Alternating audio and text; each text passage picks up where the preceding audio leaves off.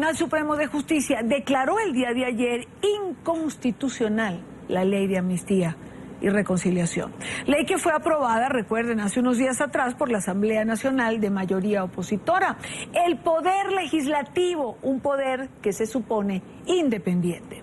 Recordemos que esta decisión se da luego de que el documento fuera presentado en diferentes lugares, como la Organización de Estados Americanos en Washington, la Comisión Interamericana de los Derechos Humanos, el Congreso de Diputados en España, el Congreso mexicano. El apoyo de personalidades venezolanas y de la comunidad internacional ha sido incondicional. Las reacciones a este pronunciamiento del Tribunal Supremo de Justicia no se hicieron esperar. En el Pleno Nacional, por ejemplo, Lilian Tintori publicaba en su cuenta de Twitter: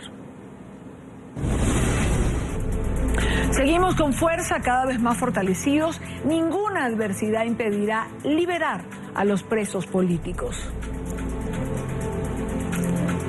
María Corina Machado, dirigente de 20 Venezuela. Ley de amnistía fue un mandato de los venezolanos el 6D. Es nuestra obligación cumplirlo. Eso requiere mucha y decidida presión popular. En el plano internacional, por ejemplo, la congresista republicana Ileana Ros-Lehtinen: no es sorpresa que Corte Suprema, controlada por Maduro, bloquea ley de amnistía, sanciones contra enemigos de justicia en SOS Venezuela. La propia ONU se mostró sorprendida y decepcionada por la decisión del Tribunal Supremo de Justicia.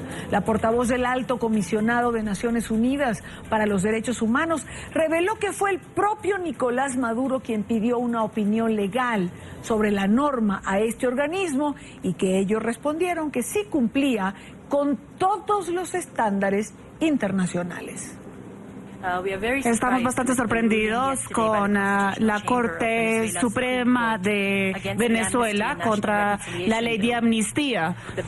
El documento que fue aprobado por la Asamblea Nacional el 29 de marzo podía haber servido como una base para un camino de diálogo y reconciliación en Venezuela. Por solicitud del gobierno venezolano, el alto comisionado envió un análisis legal sobre el documento a Venezuela, aconsejando que el texto estaba en conformidad con los estándares de derechos internacionales. Le pedimos al gobierno de Venezuela y a la oposición política que abran caminos para un proceso de diálogo que podría contribuir a lograr un acuerdo político crucial que son necesarios para enfrentar los retos de derechos humanos y sociales que se enfrentan las personas de Venezuela. La canciller Delcy Rodríguez respondió en su cuenta de Twitter a estos pronunciamientos. Alto Comisionado de Derechos Humanos ha cometido el peor error en el ejercicio de sus funciones avalando ley de amnesia criminal en Venezuela.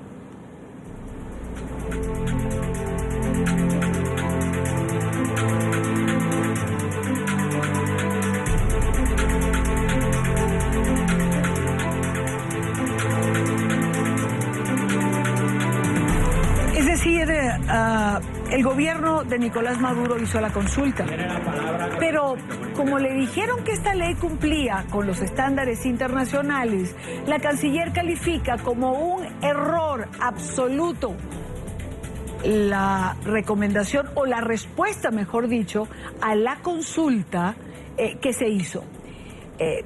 Seguramente si la respuesta a esta consulta hubiese sido que la ley de amnistía aprobada en la Asamblea no cumplía con los estándares internacionales, entonces seguramente hubiese sido acatada la recomendación o la respuesta de la consulta. Pero no fue así. Quiero saludar en nuestros estudios en Nueva York a Javier El Hagui, director legal de la organización internacional Human Rights Foundation. Javier, buenas tardes, gracias por acompañarnos. Me gustaría tener su opinión o la perspectiva desde allá de lo que acaba de decidir el día de ayer el tribunal, la Sala Constitucional del TSJ en Venezuela. Es decir, declarar inconstitucional una ley que cumple con estándares internacionales y que no busca otra cosa que la reconciliación en Venezuela. Buenas tardes. Buenas tardes, Idania, gracias por la invitación.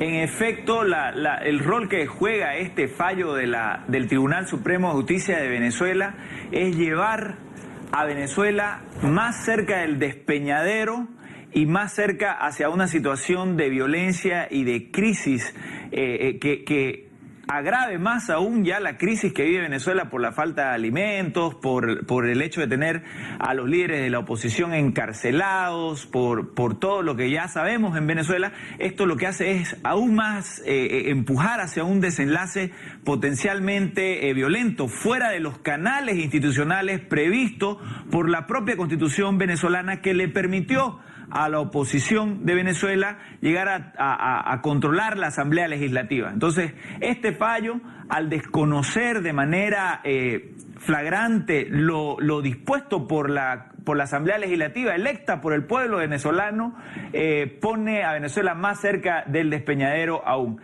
Y no es un fallo obviamente jurídico. Una de las características principales que tiene que tener un orden jurídico que respeta el Estado de Derecho es que se presupone la independencia del Poder Judicial y que por tanto no se sabe cuál puede ser la decisión del Poder Judicial en un caso concreto. Eso es vital en cualquier caso en la Corte Suprema, en cualquier país democrático. Eso es lo que ocurre. Uno no sabe qué es lo que va a decir la Corte. En cambio, como usted bien introdujo el segmento, ya se sabía que la Corte iba a declarar la inconstitucionalidad de este fallo y que por tanto si es que el alto comisionado hubiera dicho lo contrario de lo que dijo, es decir, si hubiera dicho que la ley no cumplía con los estándares, hubiera dicho, sí, cumplo con lo que dice el alto comisionado. Ya se sabe, lo que está claro, hay certeza fáctica, es que el Tribunal Supremo de Justicia de Venezuela no tiene independencia alguna. Estos son los mismos jueces que ya han estado en la inauguración del año judicial parados y aplaudiendo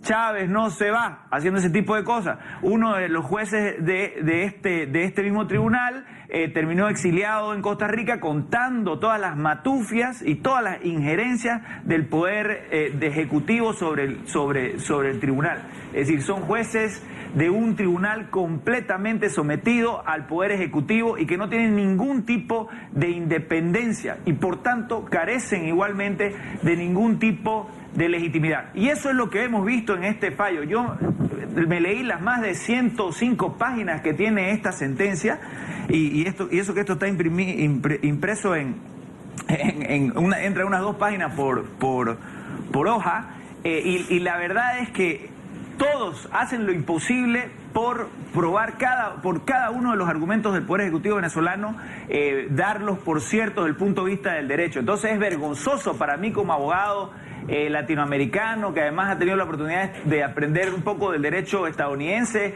y del derecho constitucional comparado en general.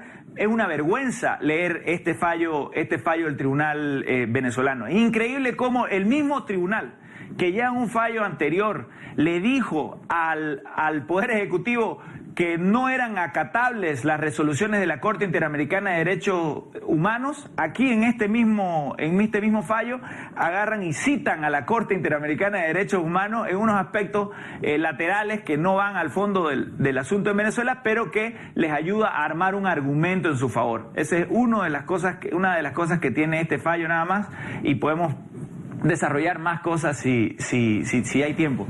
Claro que me gustaría desarrollarla, Javier, porque además es como tomar cosas cuando les son útiles para el público de galería, y perdone que lo diga coloquialmente, más cuando no le interesa, simplemente lo desechan. Son fallos acomodaticios absolutamente. ¿Qué más le llamó la atención? ¿Qué le parece contradictorio en esa sentencia de más de 105 páginas que usted tiene en su mano? Una cosa muy importante y que fundamenta lo que dije al comienzo de que este fallo trata de llevar a Venezuela al despeñadero, es que ante la situación, todo el mundo sabe, en todo el mundo, es que todo el mundo sabe, los actores en Hollywood ya saben también. El año pasado un actor expresó su opinión en favor de los presos políticos de Venezuela. No hay nadie en el mundo, yo creo que hasta Kim Jong-un sabe, Fidel Castro lo sabe sin duda, Raúl Castro, todo el mundo sabe que Venezuela está viviendo una situación de crisis gravísima. En lo económico hay colas para todo, hay un sistema completamente colapsado de abastecimiento de productos básicos de la canasta familiar. Eso, en el tema monetario, hay un sistema de control de divisas que no funciona, que fue a corrupción y que por tanto hay una inflación ridícula.